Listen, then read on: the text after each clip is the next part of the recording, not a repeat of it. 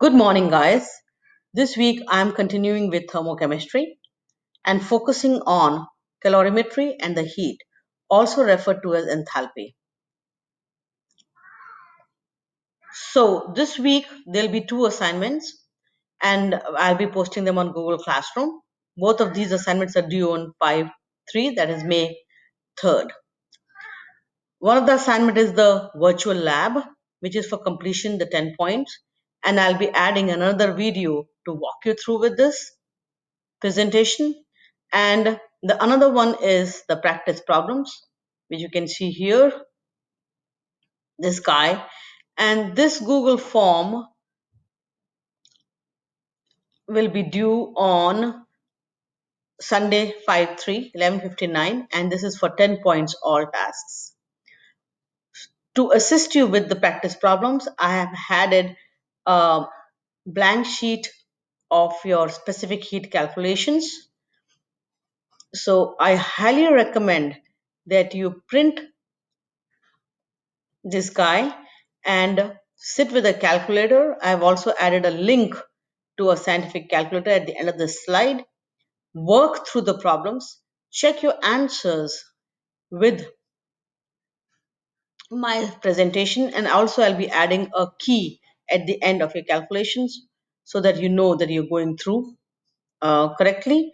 And after you're done, then you do the Google form. That's that is the practice problem form, the Google form. This will be graded for all tasks. So let's talk about the key terms that we are going to go through in this assignment. One is the calorimetry, calorimeter, enthalpy, which we discussed last week too, thermodynamic equilibrium, endothermic reactions, exothermic reactions, which you already know about. The objectives are the same. It is based on the law of conservation of energy. Energy cannot be created nor destroyed. It can be transformed from one form to the another. So, what is calorimetry? Calorimetry is a science of measuring the heat of a chemical reaction or the physical changes. We can use calorimetry to determine the specific heat of a substance, which is the Cp, the change in temperature, which is the delta T, and mass or energy transferred. In calorimetry, the heat released by the system is equal to the heat absorbed by the surroundings, and vice versa. If you remember the iron block being dropped, hot iron block being dropped into the water from that FET simulation, and the heat get transferred from the hot iron block to the water till the temperature of the block and the water becomes the same. It is very important in calorimetry that the system is isolated. That means neither the heat nor the matter transfers from or can travel from the system to the surroundings or the surroundings to the system. So look at the open system. In the open system, what is happening is both the heat and the matter are able to travel from the system to the surroundings to the system. In a closed system, only the energy can transfer from the system to the surrounding to the system, but not the matter. And in an isolated system, neither the energy nor the matter can transfer from the surrounding to the system or system to the surroundings. So it's a completely closed, I would not say closed, it's a completely alone, standalone system. And that's what we need for our calculations. So a calorimeter is an object that we use in calorimetry or a process of measuring the heat of chemical reactions or physical changes as well as the heat capacity.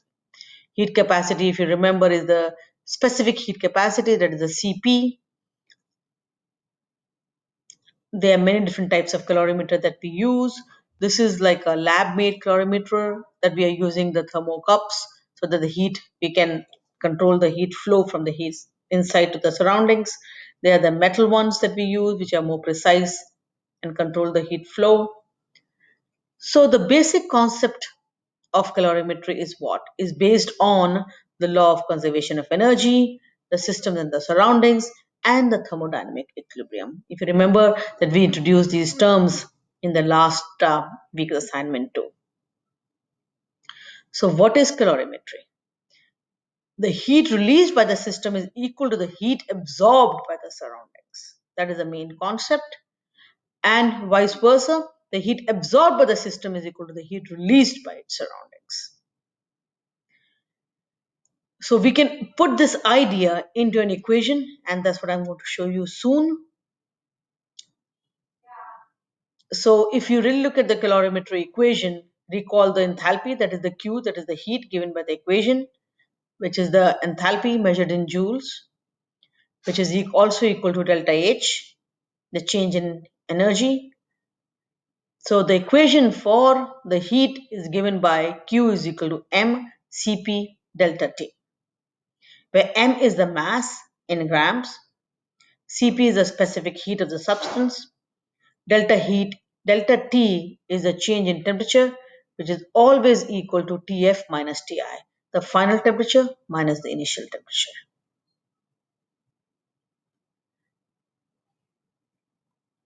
So if you really look at the system that I'm trying to show you, and we did this hot block of iron falling into the cold water.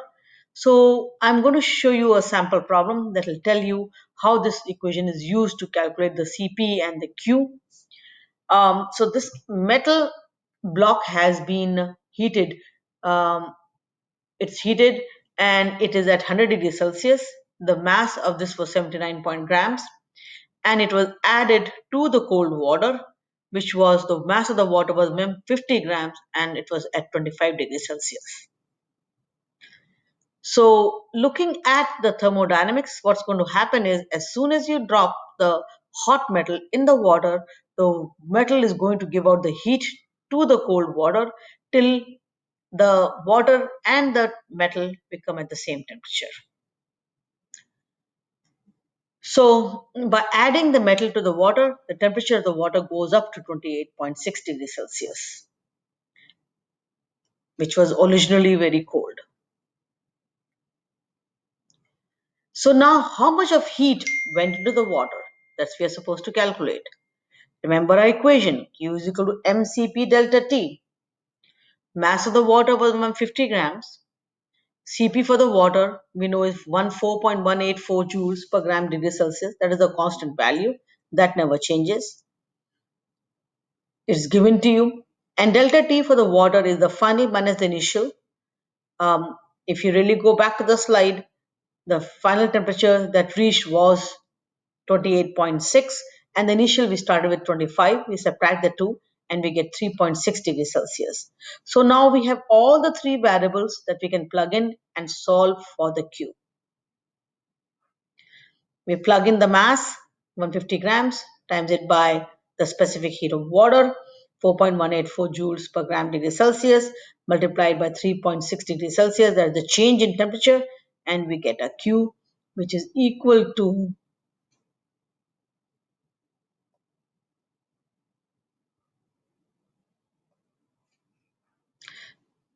2259 joules.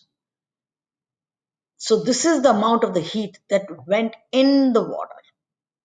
Remember, the Q is measured in the joules. Now, according to a calorimetry equation, the Q that went in the water is equal to the heat that was released by the metal. This is the law of thermodynamics. The amount of heat that was released by the metal will be the amount of the heat that is absorbed by the water. And note that the metal has been given by the negative Q because it releases heat, it is an exothermic reaction, and the water Q is a positive because it absorbs heat, it is an endothermic reaction. In reality, there is some kind of an error, random error that we get in the calculations and even the heat transfer because not no system and the surroundings or the no calorimeter is 100% isolated. Some energy is definitely gets escaped.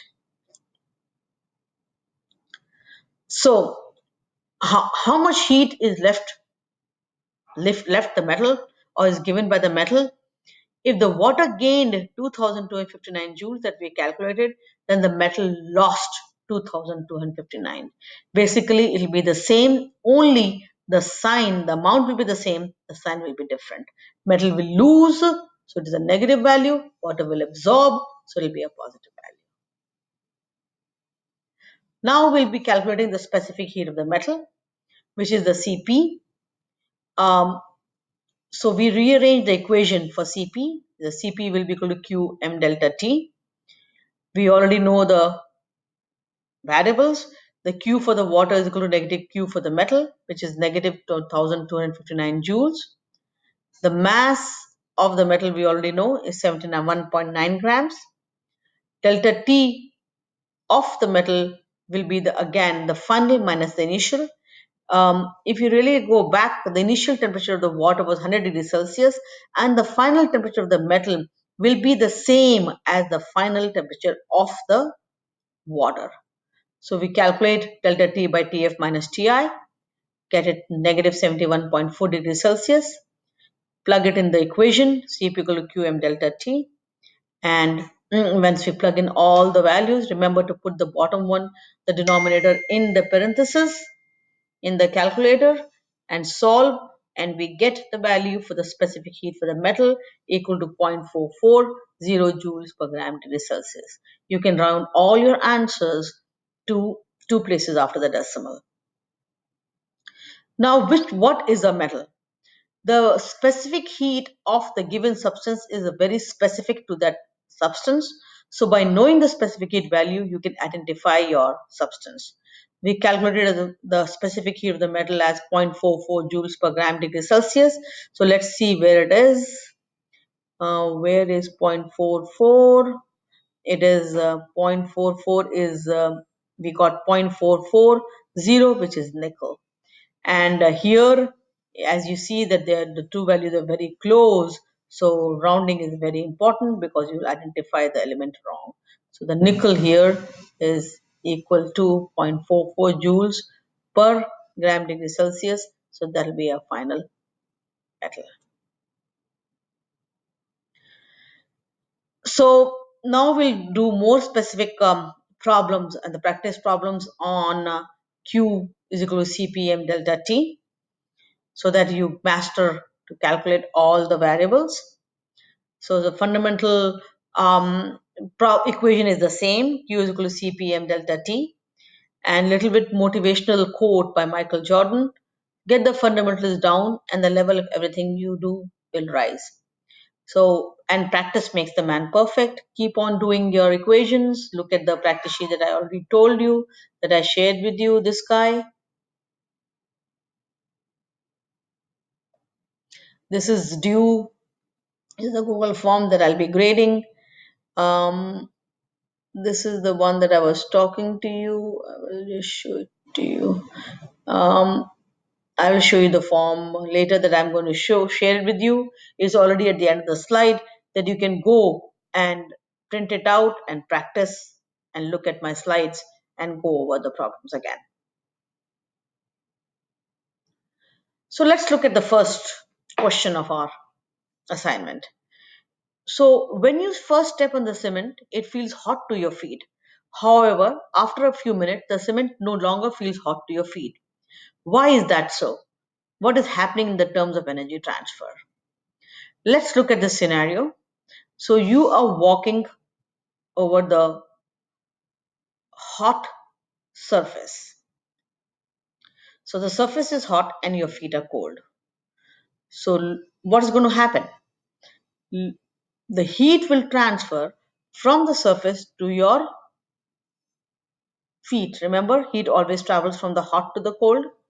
It'll keep on going till both the surfaces are at the same temperature. So your foot and the surface, they are at the same temperature. Heat transferred from the surface to your feet, and the temperature of the surface and your feet becomes the same, and you no longer feel cold. This happens for only for the small surfaces, the surfaces that are not very hot, but it will not be valid for very hot sand on the beach or a very hot asphalt on the road on the hot summer day. And it is based on the first law of thermodynamics, that the heat will travel from the hot to the cold till the temperature of the system and the surroundings becomes, they reach an equilibrium that we call as the thermodynamic equilibrium.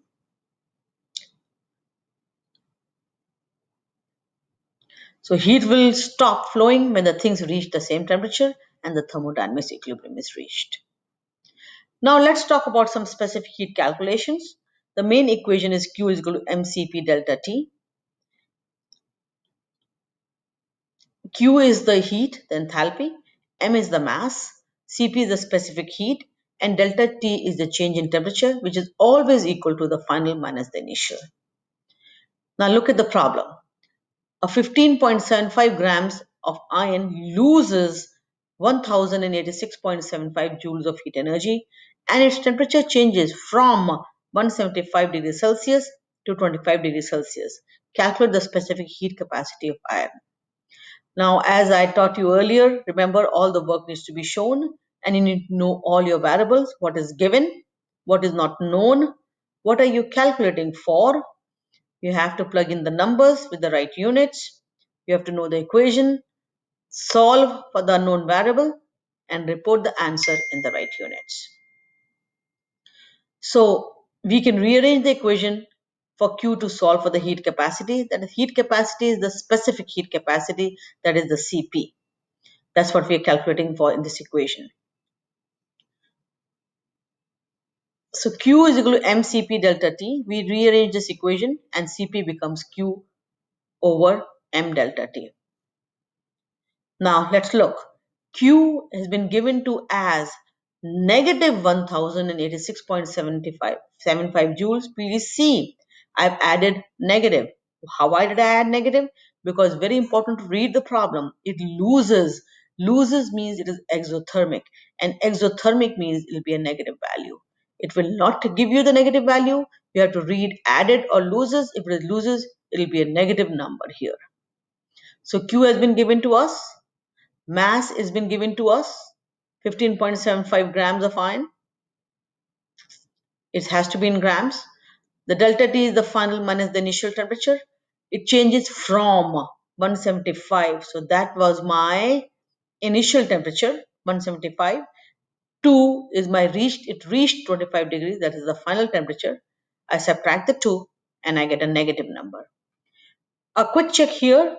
The number, the sign of delta T and the Q should always be the same. If this is a negative number, this also should be a negative number. And if this is a positive number, this should be a positive because the specific heat can never be a negative value. So now we know all our unknowns. Now we know all unknowns, sorry, and we have to calculate for a Cp. We'll plug in these numbers in our equation. Here I plugged in all these numbers, and remember the denominator has to be put in the parenthesis. The units also get cancelled as the numbers, and we land up with the like final number, which is 0.460 joules per gram degree Celsius. Here nothing, none of the units cancel, so we get this unit, and this is the unit for the Cp, that is the specific heat. So we are good.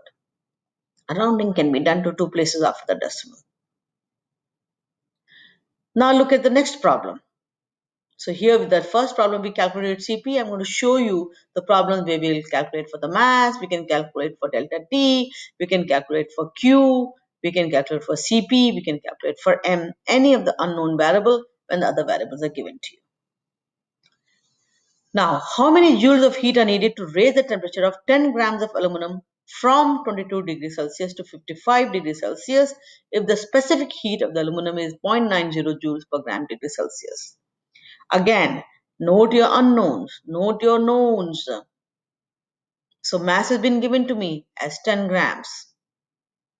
Delta T is final minus the initial. That's what we get from here. Final temperature is 55, initial was 22. I subtract the 2 to get the delta T. I get my Cp is given to me here. That is the specific heat capacity. The metal has also been identified as aluminum, 0.90 joules per gram degree Celsius. I'm looking for Q. That is the joules of the heat.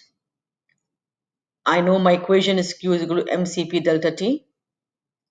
I plug in my numbers, the 10 grams of mass times the 0.90 the joules per gram degree Celsius, that is the specific heat, times it by delta T, the change in temperature, 33 degrees Celsius that we get from here. Multiply all of them together. and see the units, how it will cancel. Gram will cancel with the grams, Celsius with the Celsius, and you're left with the joules. Once you multiply these numbers, you will get 297, and you also get the joules unit. And then unit for Q is joules, that is the heat, and it is perfect. This is a check for your answer that whether your equation set up correctly or not. Now look at the next problem. Now we are calculating for the temperature change. We calculated for Q, we have calculated for Cp. Now we are going to calculate for delta T. So what is the temperature change when a 50-gram piece of glass, 5,275 joules of heat, and its specific heat capacity is zero point 0.5 joules per gram degree Celsius? Guys, please note, specific heat is joules per gram degree Celsius, that is Cp, and heat or heat capacity alone is Q and is joules.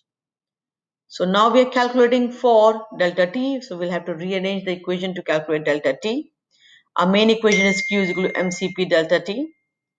It becomes delta T is equal to Q mCp, Q over m times delta Cp. Q has been given to us as 5,275 joules. Mass has been given to us of the glass, that is 50 grams.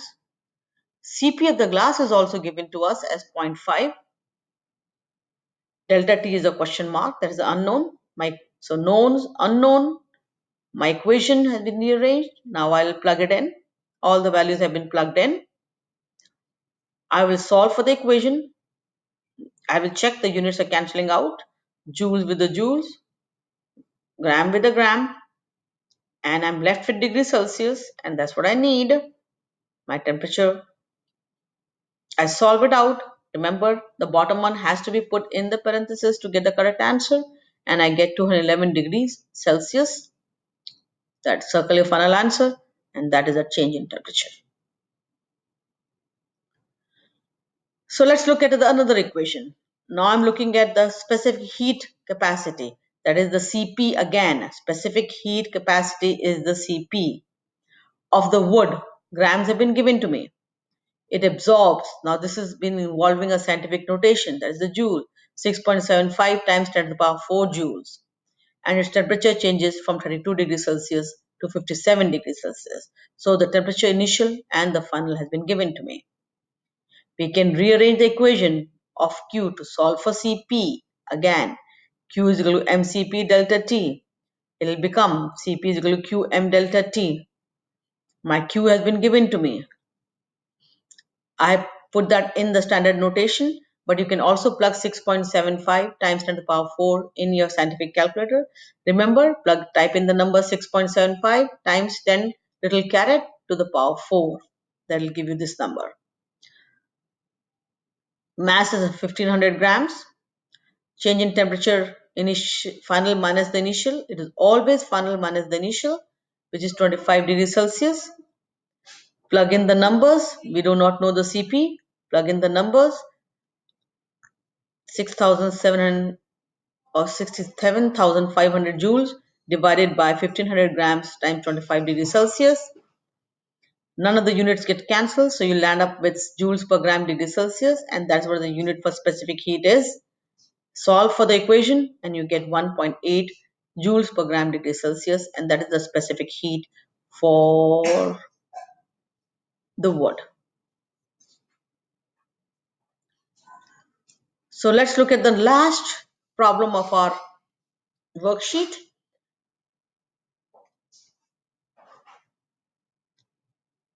Here we are going to calculate for the Q, the heat energy. Mass has been given to us at 100 grams. 37.0 Celsius of the water is cooled and temperature reaches to 4 degrees Celsius. Specific heat of the water is a constant value, always 4.18. Remember, the specific heat is specific to the substance, and I'm calculating the amount of heat energy needed to change this temperature. So Q is equal to mCp delta T. Mass is 100 grams. Delta T is the change in temperature, final minus the initial. I get negative 33 degrees Celsius. Cp is 4.184 joules per gram degree Celsius. You can use 4.184 of 4.18 for your calculations. Q is a question mark. There is no requirement to rearrange this equation. It is Q is equal to mCp delta T. Just plug in the numbers: 100 grams times 4.18, 4 joules per gram degree Celsius times negative 33 degrees Celsius. And check for the units. The grams cancel with the grams. The joules are left actually. This should not be cancelling. I don't know why that is here. And hold on. And Celsius cancels with the Celsius actually. And you're left with the joules, and that's what the answer should be. 113,794. Please make sure you get a negative number because your temperature is negative, and it is okay to have a Q negative. That means heat was released. That's okay to get. You can never get a negative number for the CP, but you or for the mass, but you can get a negative number for Q or for delta T. I hope you followed all the problems and the calorimetric equations.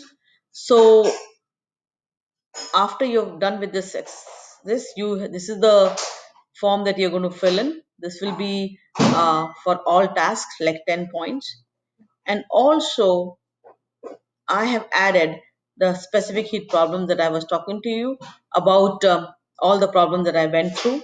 I would highly recommend that you print this out, sit with a calculator, and solve all these problems and check your answers with the answer key. I have also added the answer key. See how I solved these calculations, how I did those. They're also in the slides. Check your answers and see you get that. First you do this and then you jump to the Google form because it's all tasks. Also, you can do it as many times as you want. It is retakeable, but remember, whatever you get the final score on Sunday, that'll be the score in your gradebook. So after this assignment, I'm going to move on to the second assignment, and I will post another video. Will walk you through this calorimetry virtual lab. That is another assignment that is due, and it will be in a separate video. So stay tuned and looking forward. Take care. Bye.